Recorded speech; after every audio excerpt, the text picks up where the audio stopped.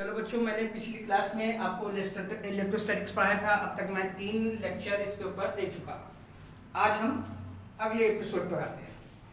इलेक्ट्रोस्टैट्स पर आज हम लोग न्यूमेरिकल करना सीखेंगे। तो आज हम लोग डिस्कस कर रहे हैं प्रॉब्लम्स ऑन कूलम्स लॉ।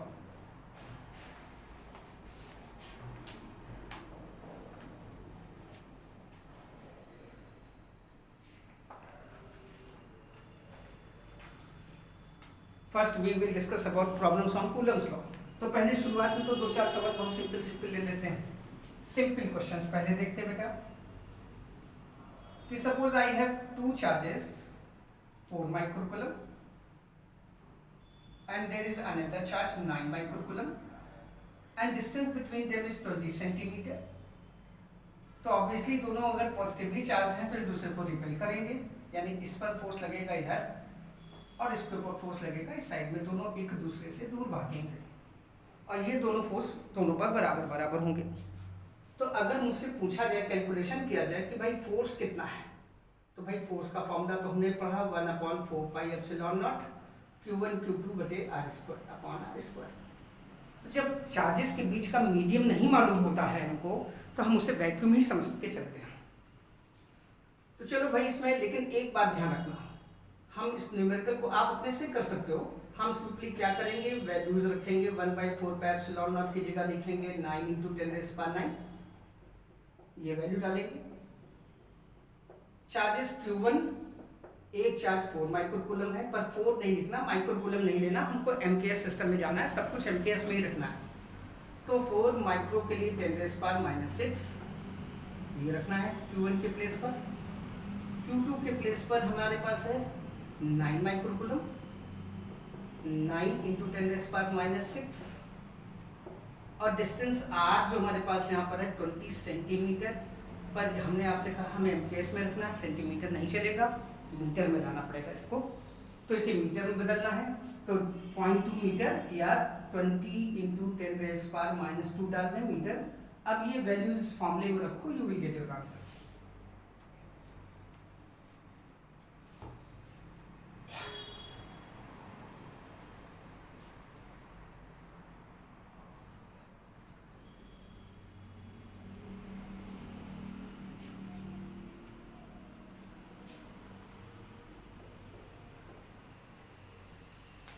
मैंने आपसे पूछा find minimum force, minimum electric force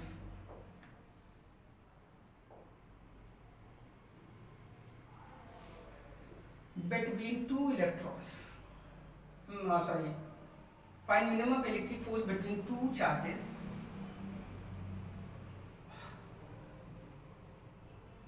at 1 meter separation।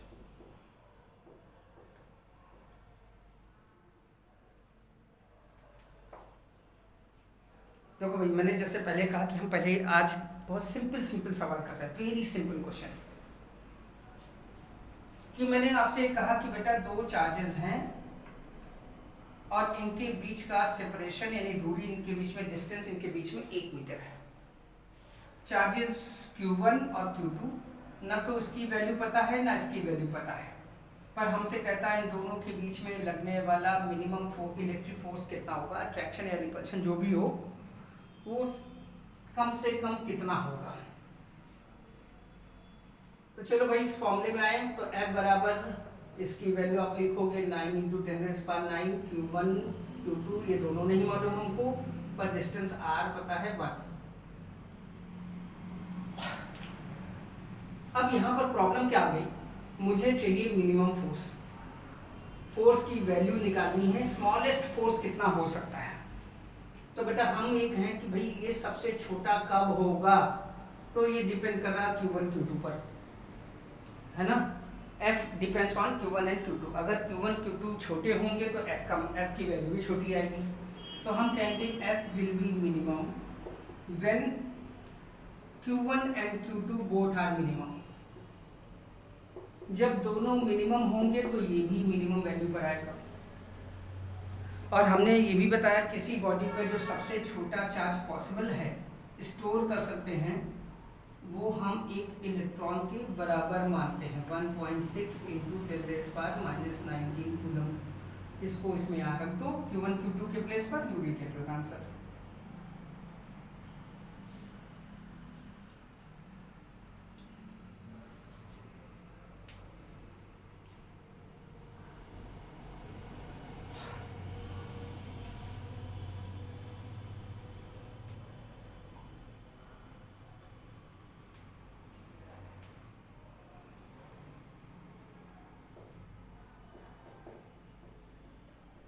Two identical bodies have charges 400 microcoulomb and minus 200 microcoulomb. These attract each other with 12 Newton force. Now bodies are kept in contact.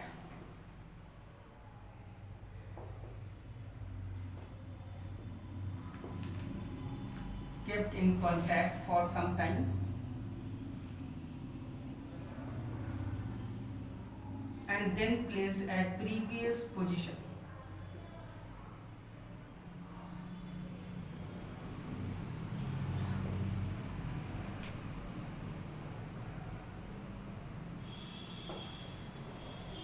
Find force between them now.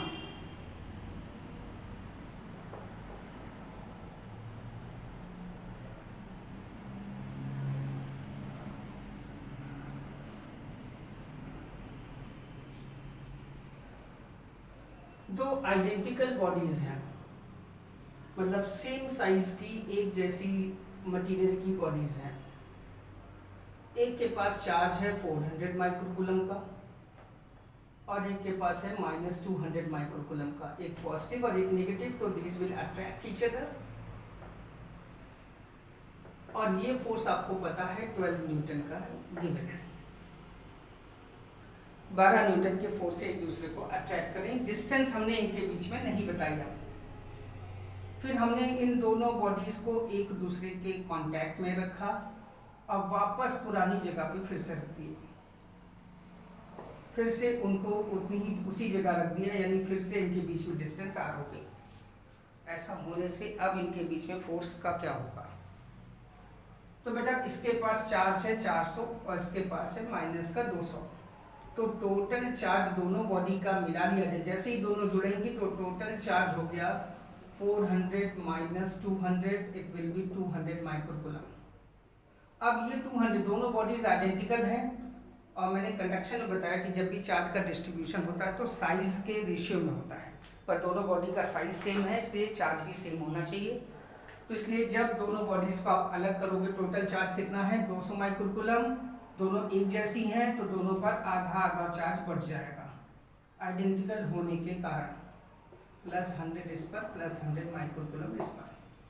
अब ये एक दूसरे को attract नहीं करेंगी, दोनों पर positive charge है तो ये एक दूसरे को रिपेल करेंगी। तो we want to know this force.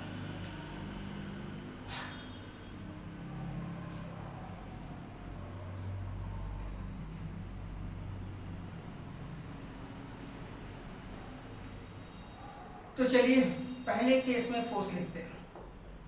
1/4πε0 Q1 Q2 upon r²। यहाँ Q1 ये है और Q2 ये वाला है। और दूसरे केस में फोर्स लिखते हैं 1/4πε0 Q1 नया charge Q1 dash Q2 dash upon r²। Distance वही है। अब F1 की वैल्यू हम जानते हैं और F2 निकालना है और R दोनों में सेम है, तो अननेसेसरी टर्म्स को हटाने के लिए मैंने इनको आपस में डिवाइड कर दिया। So F1 upon F2 is therefore equal to Q1 Q2 upon Q1 dash into Q2 dash. F1 आप जानते हैं 12 का है, F2 पता नहीं।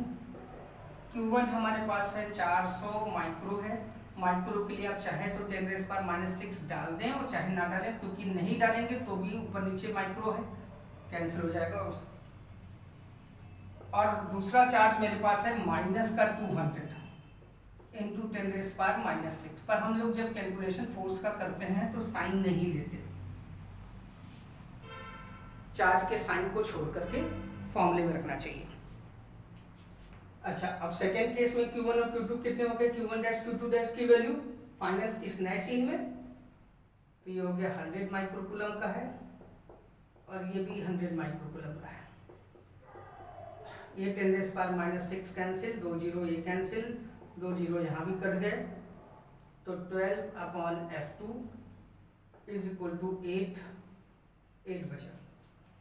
इसका मतलब F2 will be 12/8,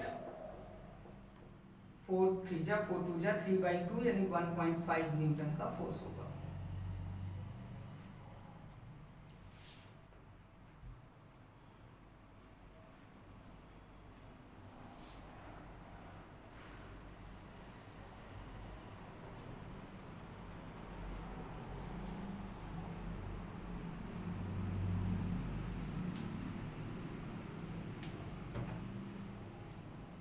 Next, an electron is orbiting a proton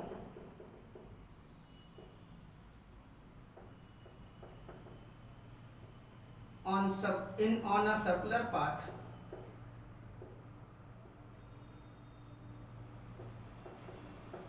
of radius 0.5 angstrom. Find its speed.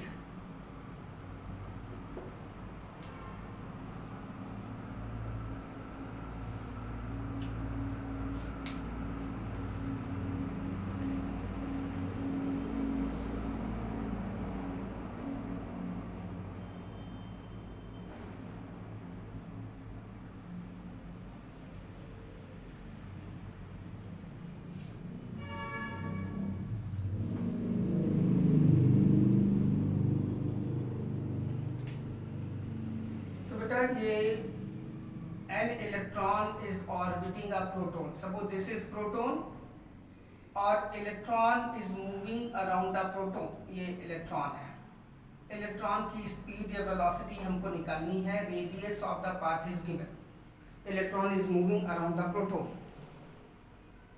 पर हमने जब सर्कुलर मोशन, आप सबने क्लास 11th में तुम सबने सर्कुलर मोशन पढ़ा होगा, तो सर्कुलर मोशन पढ़ाते समय ये कहा गया कि circular motion in absence of centripetal force is not possible. Whenever body moves on a circular path, there must be some force on the body towards center of the path, which is called as centripetal force. तो हमें पहले ये ढूंढना पड़ेगा कि कौन सा force इसको सर्किल पे घुमाने के लिए जिम्मेदार है। कोई ना कोई एक फोर्स इस इलेक्ट्रॉन पर ऐसा होना चाहिए जो सेंटर की तरफ हो। ठीक, सर्किल पे घूमने से सेंट्रीपिटल फोर्स पैदा नहीं हो जाता, जो फोर्स पहले से सेंटर की तरफ प्रेजेंट होगा उसी को सेंट्रीपिटल बनना पड़ता है। तो हमारे इलेक्ट्रॉन के ऊपर कोई फोर्स होना चाहिए प्रोटॉन की तरफ, तो कौन सा है, प्रोटॉन हमारे इलेक्ट्रॉन को अट्रैक्ट करेगा। तो what is the force applied by proton on electron, 1/4πε0। Proton का चार्ज E, इलेक्ट्रॉन का भी E upon r², Q1 Q2 by r² में रखा है। हमारा प्रोटॉन इलेक्ट्रॉन के ऊपर इतना फोर्स लगा रहा है और इसी फोर्स को सेंट्रीपिटल फोर्स की जिम्मेदारी देनी पड़ेगी, यानी यही फोर्स जो होगा वो सेंट्रीपिटल फोर्स बनेगा। तब यहाँ से एक R तो कट गया, अब मुझे V निकालना है, तो V बराबर हो गया √1/4πε0 E²/r इंटू m। अब 1/4πε0 तो हम सभी जानते हैं 9 इंटू 10⁻⁹। इलेक्ट्रॉन का चार्ज जानते हैं 1.6 इंटू 10⁻⁻19 और इलेक्ट्रॉन का मास रेडियस दिए गिवन है 0.5 एंगस्ट्रॉम के लिए 10⁻⁻10 और मास के लिए इलेक्ट्रॉन का मास होता है 9.1, हम 9 ले रहे हैं केवल, 9 × 10⁻³ इसे सॉल्व कर लीजिए, you will get your answer.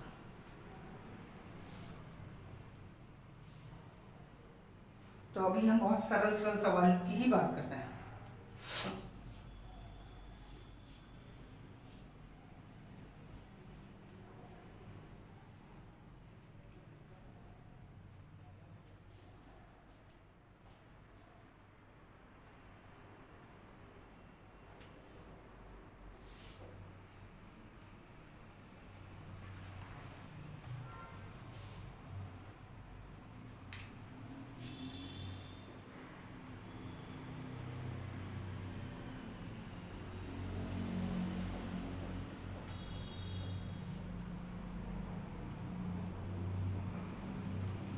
Two identical bodies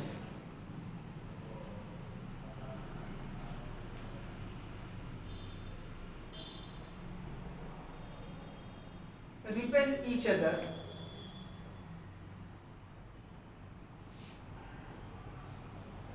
two identical bodies 1 meter apart repel each other with force 0.225 Newton, 0.144 Newton से। Now these bodies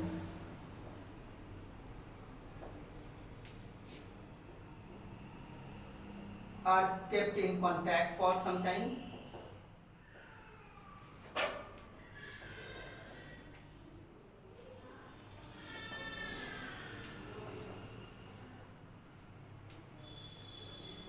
Then placed at the previous position.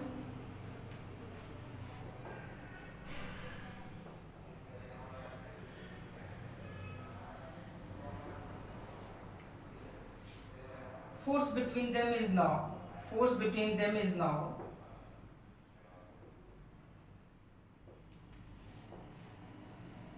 0.225 Newton.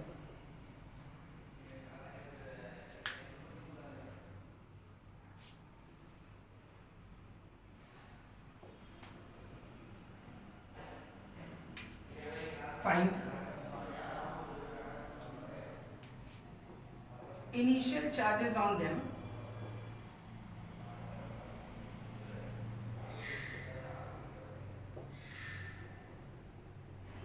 charge transferred from one body to other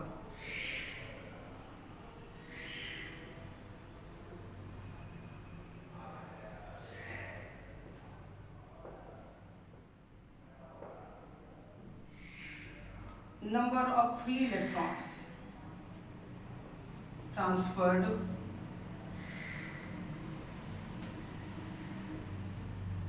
from one body to the other.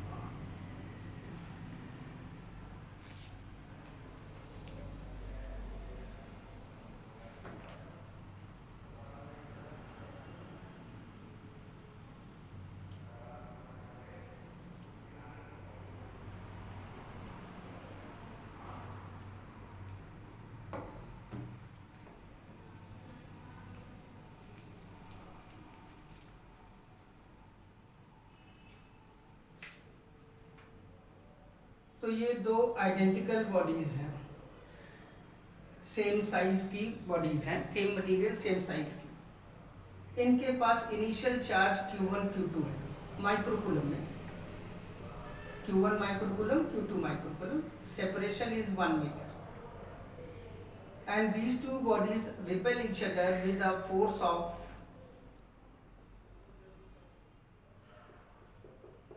ये force given है 0.144 Newton.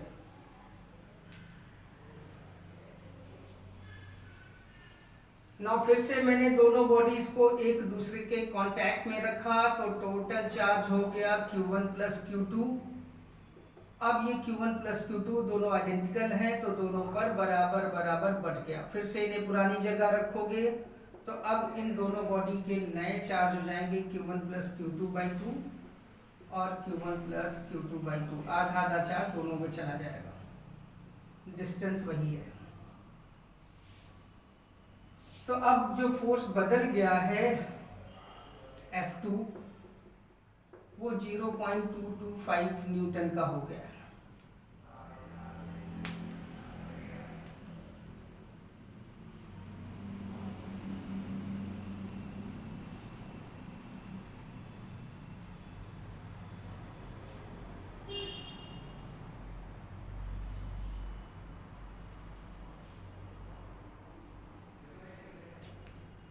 चलो भाई पहले case में आते हैं।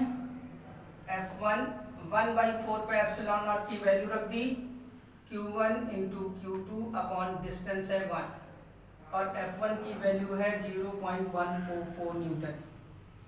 इसका मतलब Q1 और Q2 का प्रोडक्ट हो गया 0.144 डिवाइडेड बाय 9 इंटू 10⁻⁹ और Q1 Q2 बराबर हो गया 144 और दशमलव को यहाँ से डेसिमल को यहाँ से यहाँ ले जा रहे हैं तो 10 की पावर -3 अपॉन 9 और ये 10 की पावर 9 ऊपर ले जाना है तो 10 की पावर -9 यानी Q1 Q2 बराबर हो गया 16 इंटू 10⁻⁻12।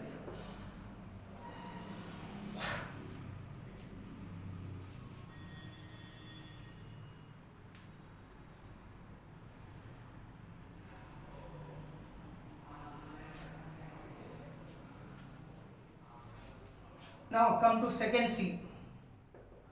9 इंटू 10⁻⁹ पहली बॉडी का नया चार्ज हो गया इतना Q1 प्लस Q2/2, दूसरी बॉडी का नया चार्ज इतना हो गया बेटा सेम और डिस्टेंस वही है 1 और ये नया फोर्स दिया है 0.225 न्यूटन का।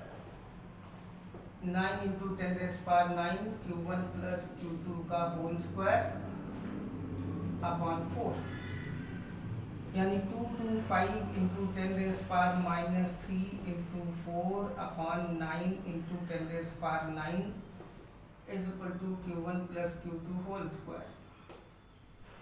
तो Q1 plus Q2 whole square is equal to 25 into 25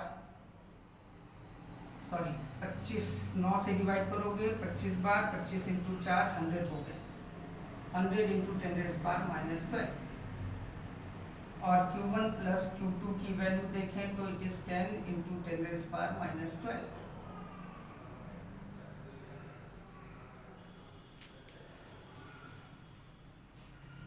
अब हमारे पास Q1 प्लस Q2 भी प्रेजेंट है और Q1 Q2 भी प्रेजेंट है और मुझे Q1 और Q2 की अलग अलग वैल्यू भी चाहिए। तो हम जानते हैं हमने मैथ्स में पढ़ा रखा है कि a माइनस बी का स्क्वायर बराबर होता है a प्लस बी का होल स्क्वायर माइनस 4ab। तो Q1 माइनस Q2 का होल स्क्वायर बराबर आना चाहिए Q1 प्लस Q2 का whole square minus 4 Q1 Q2। तो Q1 माइनस Q2 का होल स्क्वायर, चलो भाई Q1 प्लस Q2 का होल स्क्वायर देखते हैं कितना 100 इंटू 10⁻⁻12 -4 और Q1 Q2 कितना ये है 16 इंटू 10⁻⁻12। अब 10 की पावर -12 आ गया कॉमन, 100 में से 64 घटाया तो बचा 36 इंटू 10⁻⁻12। ये वैल्यू आई हमारे पास Q1 माइनस Q2 का होल स्क्वायर की। अब Q1 माइनस Q2 का होल स्क्वायर इतना है तो Q1 माइनस Q2 कितना होगा, इसका अंडर रूट 6, इसका अंडर रूट 6 हो गया, इसका अंडर रूट पावर आधी कर दो। तो बेटा हमारे पास Q1 प्लस Q2 भी है और Q1 माइनस Q2 भी है, दोनों को जोड़ घटा के हम Q1 Q2 अलग अलग निकाल सकते हैं। Q1 प्लस Q2 है 10 इंटू 10 की पावर -6, समीकरण नंबर 2 था। Equation number 2। अब इन दोनों को एक बार ऐड करें, इन्हें सॉल्व करो, जोड़ोगे Q2 Q2 कट गया 2 Q1 तो Q1 आ जाएगा 16/2 यानी 8 इंटू 10⁻⁻6 यानी 8 माइक्रोकूलम का चार्ज है।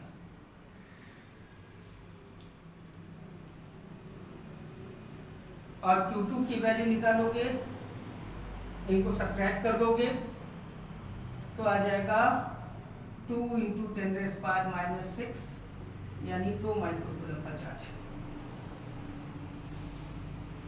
तो ये तो दोनों बॉडीज के इनिशियल चार्जेस निकल आए।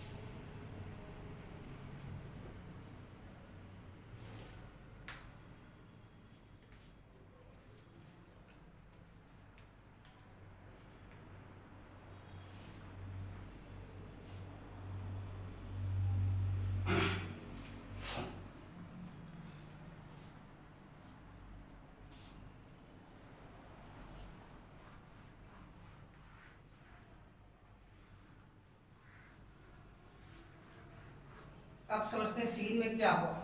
इसका मतलब एक बॉडी के पास 8 माइक्रोकूलम चार्ज था शुरू में और इसके पास 2 माइक्रोकूलम था इनिशियल। जब हमने दोनों को आपस में कांटेक्ट में रखा, वापस पुरानी नई जगह पे रख, फिर से पुरानी जगह पे रख दिया, तो टोटल चार्ज हो गया 10 माइक्रोकूलम। चार्ज को आधा आधा बढ़ गया दोनों पर, नया चार्ज दोनों पर हो जाएगा 5 माइक्रोकूलम। तो इससे एक बात समझ में आता है, अगर आप सिर्फ इस पहली बॉडी को देखो, इस पहली बॉडी को, पहले इसके पास 8 माइक्रोकूलम था, 5 बचा, है ना। यानी दोनों बॉडीज को आपस में कांटेक्ट में रखने पर पहली बॉडी का चार्ज 3 माइक्रोकूलम कम हो गया, और जबकि दूसरी बॉडी को देखो उसके पास 2 माइक्रोकूलम था, 5 हो गया, यानी इसका चार्ज 3 बढ़ गया। इसका मतलब जब दो बॉडी को एक दूसरे के कांटेक्ट में रख रहे हो तो इस बॉडी से इस बॉडी में 3 माइक्रोकूलम का पॉजिटिव चार्ज ट्रांसफर हुआ है।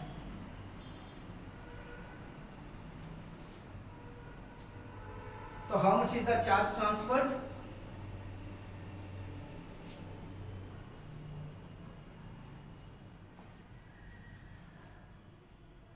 तो charge transfer, second answer, charge transferred is equal to 8 minus 5 और it is 3 माइक्रोकूलम चार्ज। एक बॉडी से दूसरी बॉडी को इतना चार्ज ट्रांसफर हुआ है। हालांकि हम जानते हैं कि पॉजिटिव चार्ज कभी एक बॉडी से दूसरी बॉडी में जाता नहीं है। इसमें से 3 माइक्रोकूलम का पॉजिटिव चार्ज इधर गया है, यानी सही सीन क्या होता है कि -3 माइक्रोकूलम चार्ज इसमें चला गया है।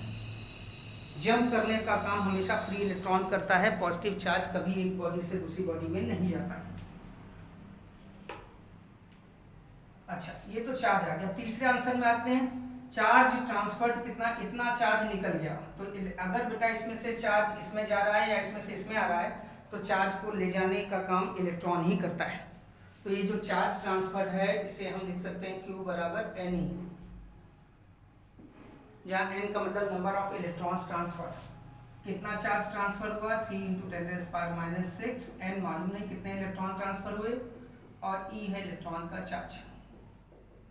यानी एक बॉडी से दूसरी बॉडी में 3/1.6 into 10⁻⁻6 upon 10⁻⁻90,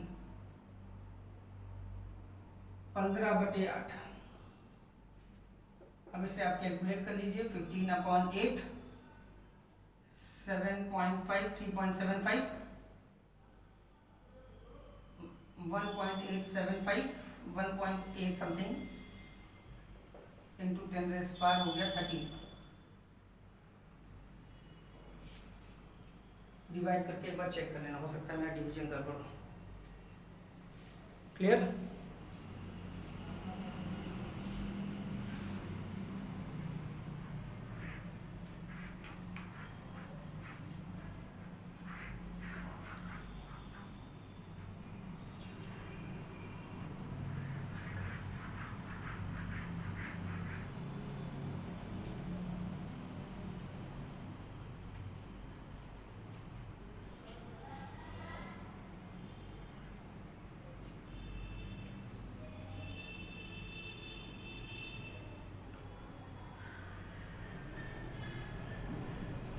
Suppose this is a triangle.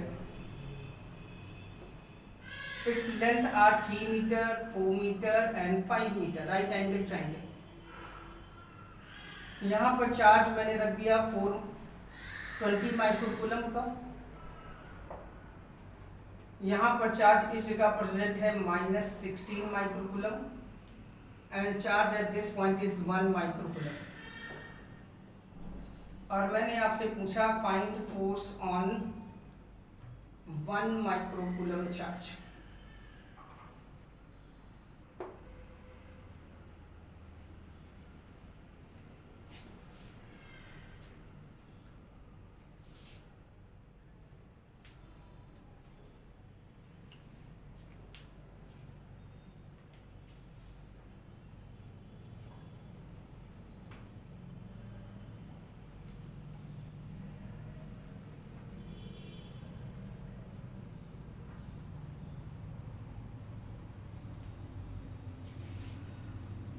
तो बेटा हमने सवाल आपसे पूछा find force on 1 microcoulomb charge. मुझे जानना है फोर्स 1 माइक्रोकूलम चार्ज पर. इस पर नहीं जानना, इस पर नहीं जानना. इसलिए मेरा इंटरेस्ट सिर्फ इस चार्ज पर है कि इस पर कितना फोर्स लग रहा है. तो जिस पर मेरा इंटरेस्ट है बस उसी पे ध्यान देना, उसी पर केवल फोर्स बनाओ, आपका काम हो जाएगा. तो सोचो एक एक करके. एक चार्ज को देखो, एक को मत देखो. मुझे इस पर फोर्स जानना है. तो सोचिए -16 माइक्रोकूलम इस 1 माइक्रोकूलम को अट्रैक्ट करेगा या रिपेल करेगा. ये पॉजिटिव चार्ज है, ये नेगेटिव है, तो इनके बीच में होना चाहिए अट्रैक्शन. तो ये 16 माइक्रोकूलम का चार्ज 1 माइक्रोकूलम को अपनी तरफ अट्रैक्ट करेगा. हम इस फोर्स का नाम रख देते हैं F1.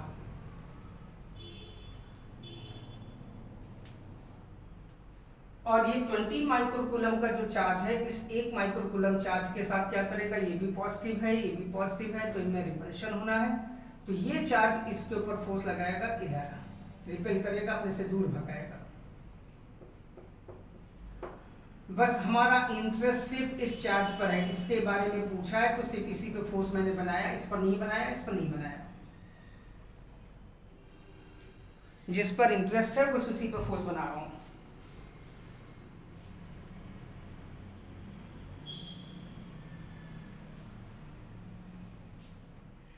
चलिए तो भाई F1 की वैल्यू निकाल लेते हैं. 1/4πε0 यानी 9 × 10⁹.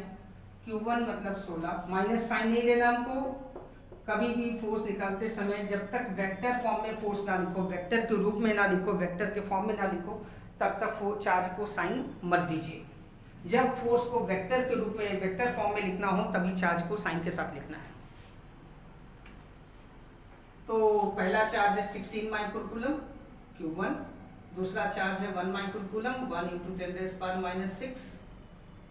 और ये इन दोनों के बीच का डिस्टेंस है 4. तो 4 का स्क्वायर यानी 16 से 16 कट गया. यानी पहला फोर्स F1 आ गया 9 × 10⁻³ न्यूटन का.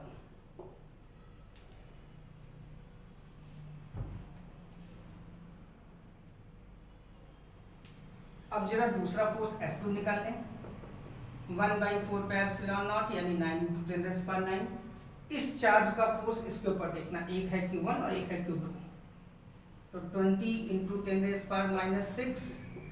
1 × 10⁻⁶, और इनके बीच का डिस्टेंस है 5 मीटर. 5 का स्क्वायर, तो 5 का स्क्वायर हो गया 25. चलो अब चेक करते हैं. 4 से काट दिया, 4 5 से कैंसिल किया, 4 जा 5 से डिवाइड किया 5. तो ये आ गया बेटा 4 से डिवाइड किया 0.8 × 9 7.2 × 10⁻³ न्यूटन. ये F2 आ गया.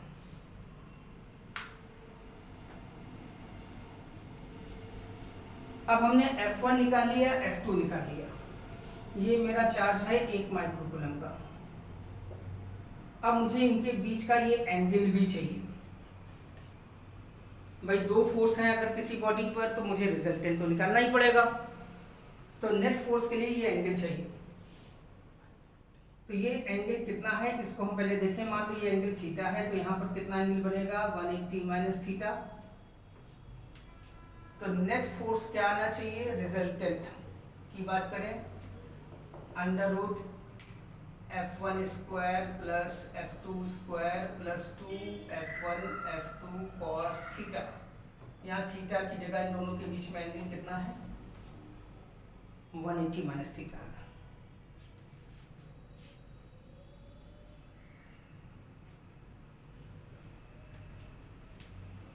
यानी नेट फोर्स बराबर हो गया under root F1 square plus F2 square minus 2F1 F2 cos 180 minus theta minus cos theta होता है। अब यहाँ पर लगता है कि मुझे F1 F2 की वैल्यू रख देनी चाहिए। F1 की वैल्यू भी मुझे पता है, F2 भी पता है, ठीक। तो मैं कहूँगा कि अगर ऐसे रखोगे कैलकुलेशन देखने में टफ लग सकता है, तो एक काम करो, इन दोनों में क्या कॉमन है। तुम्हारे पास एक फोर्स है 9 इंटू 10⁻³ का और एक है 7.2 इंटू 10⁻³ तो क्या 10⁻³ इस दोनों में है? ये कॉमन है। क्या दोनों नंबर 9 से कट रही हैं? दोनों 9 से डिविजिबल भी हैं। तो जितना कॉमन हो उसे पहले से ही बाहर लिख दो। अगर मैं 9 और 10⁻³ निकाल दूं तो ये बचेगा 1 और ये बचेगा 0.8। तो कैलकुलेशन मेरा आसान हो जाएगा। 1 यहाँ 0.8 का स्क्वायर माइनस 2 इंटू 1 इंटू 0.8 और साथ में बचेगा कॉस थीटा। अब कॉस थीटा कैसे निकालोगे? इस ट्रायंगल से देख कर लिख सकते हैं ना। कॉस क्या हो गया, बेस अपॉन हाइपोटेन्यूज, आधार बटे कर्ण। कॉस थीटा की वैल्यू है 4/5। कैलकुलेट कर लीजिए, आंसर आ जाएगा।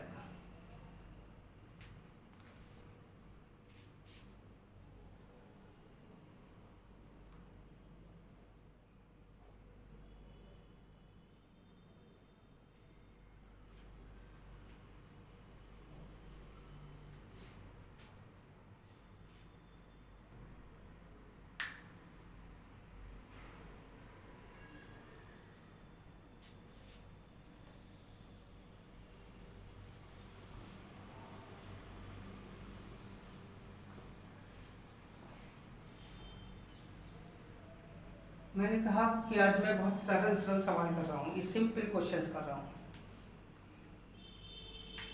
तो मैं तुम लोग को एक बात और बता दूं कि बेटा इफ इक्वल वेक्टर्स मतलब magnitude wise equal, make equal angles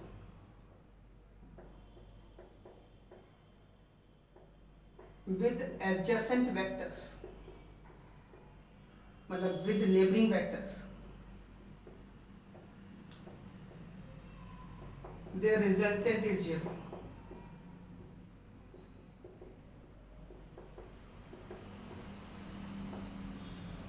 बराबर वेक्टर हो, यानी सारे वेक्टर की वैल्यू एक बराबर हो और हर नेबर के बीच का एंगल भी सेम हो। जैसे ये वेक्टर ए है तो एक वेक्टर ए मैंने इधर बना दिया, दो वेक्टर है, जितना एंगल इधर से बने उतना इधर से बने, यानी 180 इधर भी हो 180 इधर भी हो, तो रिजल्टेंट 0 आ जाएगा। ऐसे ही अगर मेरे पास 3 इक्वल वेक्टर हों, ए इधर भी ए इधर भी ए और एंगल भी तीनों जगह सेम हो, यानी 120 हो 120 इधर हो 120 इधर हो, तो रिजल्टेंट 0 आ जाएगा। ऐसे ही 4 वेक्टर हो जाएं, एक इधर एक इधर एक इधर, चारों एंगल भी बराबर हों, यानी ये 90 हो 90 हो 90 हो 90 और and so on, equal vector हों और उनके बीच में हर नेबर के बीच का एंगल सेम हो, तो ऐसे वेक्टरों का रिजल्टेंट 0 होता है, चाहे वो 3 हो 4 हो 5 हो या 1 लाख क्यों ना हो।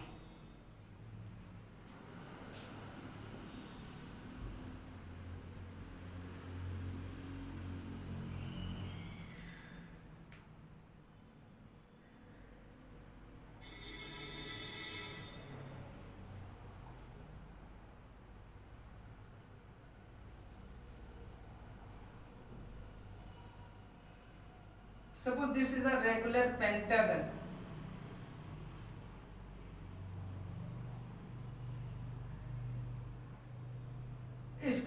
सारे वर्टिसेस पर बराबर चार्ज रखें, क्यू क्यू क्यू क्यू। चलो इनके नाम भी रख देते हैं, ये ए है, ये बी है, ये सी है, ये डी है और ये ई है और ये सेंटर है, और सेंटर पर चार्ज क्यू रख दिया और ये सारी डिस्टेंस बराबर है।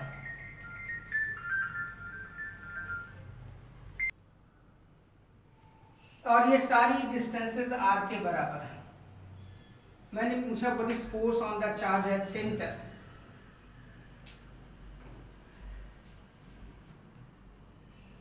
सवाल इस फिगर में पूछा find force on charge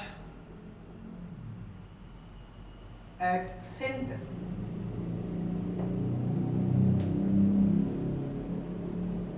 centre पर ये कैपिटल क्यू चार्ज रखा हुआ है।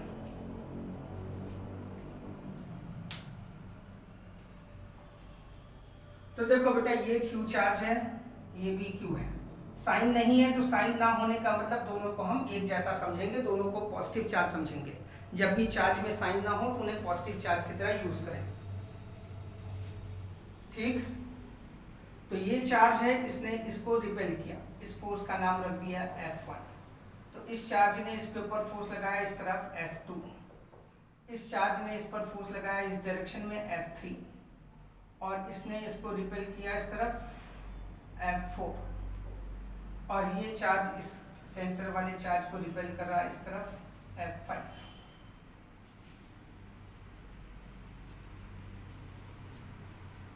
तो forces on capital Q charge कौन कौन से हैं? F1, F2, F3, F4 and F5। पांच फोर्स लग रहा, पांचों के पांचों बराबर होंगे क्योंकि डिस्टेंस सभी में सेम है और चार्ज भी सभी में सेम है। इसमें जितना डिस्टेंस है इस पेयर में उतना इसमें है, उतना ही डिस्टेंस यहाँ है, उतना ही यहाँ भी। सब सारी डिस्टेंस सेम है और सभी जगह मौजूद चार्ज भी सेम है, इसलिए सारे फोर्स, पांचों फोर्स बराबर मिलेंगे। और इनमें से हर एक की वैल्यू कितने के बराबर होगी? इसका फोर्स इसके ऊपर देख रहे हैं, Q1 यानी Q और capital Q small q into capital Q upon R square. ये Q1 सब सारे के इस सेंटर पे रखे हुए चार्ज पर ये पांच फोर्स मौजूद है, पांचों के पांचों बराबर है। पर क्या सबके बीच का एंगल भी सेम है?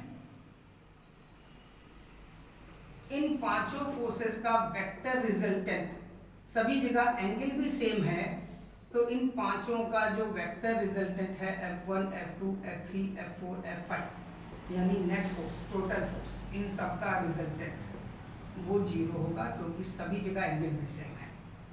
All these 5 forces are equal, और एंगल देखोगे ये एंगल, ये एंगल, ये एंगल, सारे एंगल्स भी सेम है, इसलिए इन सब का रिजल्टेंट हो जाएगा 0। तो force on the charge at the centre is 0। Equal vector हो और इक्वल एंगल हो तो रिजल्टेंट 0 आता है।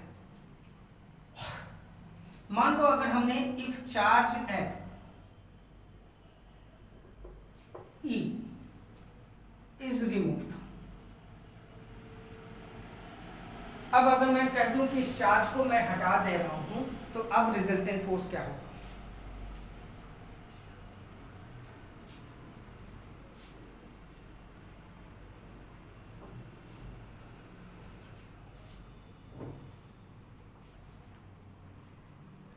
If charge at the point E is removed, अगर इस चार्ज को आप निकाल बाहर करोगे तो इसने जो फोर्स लगा रखा वो भी हट जाएगा। Then F5 is also removed, वो भी हट गया। तो अब रिजल्टेंट फोर्स क्या बचा? अब हमारे चार्ज के ऊपर, सेंटर पे जो चार्ज है उसके ऊपर ये 5 के बजाय 4 फोर्स लगेंगे।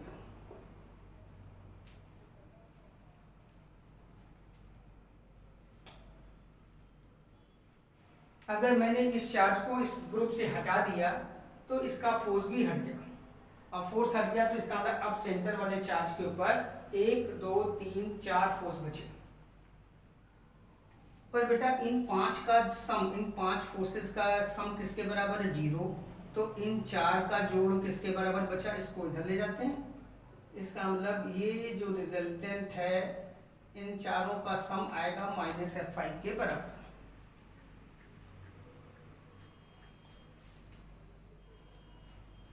इसका मतलब ये हुआ कि नेट फोर्स की वैल्यू F5 के बराबर होगी, पर इस रिजल्टेंट फोर्स जो है, माइनस साइन का मतलब होता है इज अपोजिट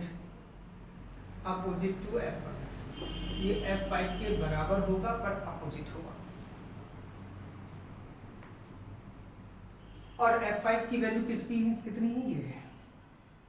यानी अगर इस ग्रुप से मैंने एक चार्ज हटा दिया तो रिजल्टेंट फोर्स आ गया उस हटाए हुए चार्ज के फोर्स के बराबर, Q into capital Q upon R²। अगर मैं इस ग्रुप से एक भी चार्ज हटाऊंगा तो जो चार्ज को हटाओगे उस चार्ज का फोर्स भी हट जाएगा, और बचे हुए फोर्सेस का रिजल्टेंट उस हटाए गए फोर्स के बराबर आएगा और अपोजिट आएगा। ठीक, तो अभी हम लोग कूलम्स लॉ पर आज बहुत सिंपल सवाल कर रहे थे। कूलम्स लॉ पर बहुत सिंपल सवाल कर रहे थे, और अगली क्लास में भी अभी हम सिंपल ही करेंगे। उसके बाद हम आपको थोड़ा अच्छे लेवल पर ले जाएंगे।